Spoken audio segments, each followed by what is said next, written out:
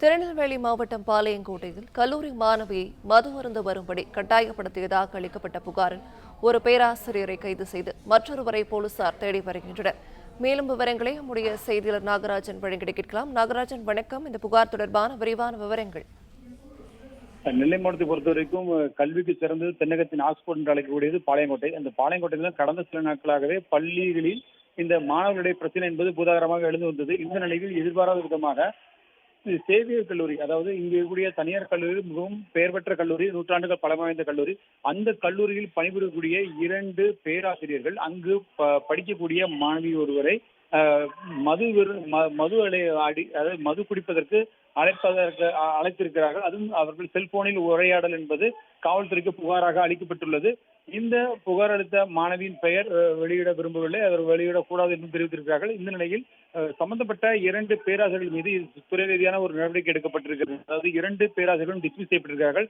இந்த நிலையில் இந்த தகவல் மட்டுமின்றி இந்த விசாரணையில் இவர்கள் செய்தது தவறு என்பதை உறுதிப்படுத்திய காவல்துறையினர் 3 பிரிவுகளில், அதாவது பாரத் நியாய சங்கீதா என்ற புதிய சட்டப்பிரிவுகளின் கீழ் 3 பிரிவுகளின் கீழ் அவர்கள் மீது வழக்கு பதிவு செய்திருக்கிறார்கள். BNS 74, BNS 75 மற்றும் BNS 79, அதாவது பெண்களுக்கு மானபங்கம் ஏற்படுத்தும் வகையில் பேசுதல், பாலியல் தொல்லையில் ஈடுபடுதல் என 3 பிரிவுகளின் கீழ் பெண்களின் மாண்பை குறைக்கும் வகையில் செயல்பட்டது என 3 பிரிவுகளின் கீழ் அந்த பேராசிரியர்கள் வழக்கு பதிவு செய்யப்பட்டிருக்கிறது.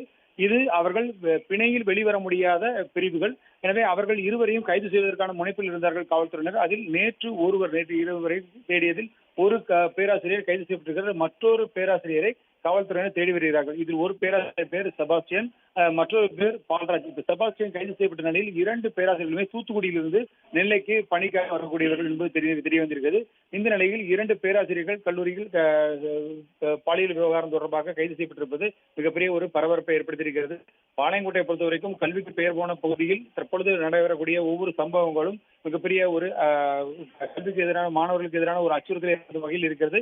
இது குறித்து காவல்துறை உயரதிகாரிகள் கூட்டம் நடத்தி அடுத்த கட்டமாக இது போன்ற சம்பவங்கள் நடைபெறாமல் தடுப்பதற்கான நடவடிக்கைகளும் மேற்கொள்ளப்பட்டு வருவதாக தெரிவித்திருக்கிறார்கள்.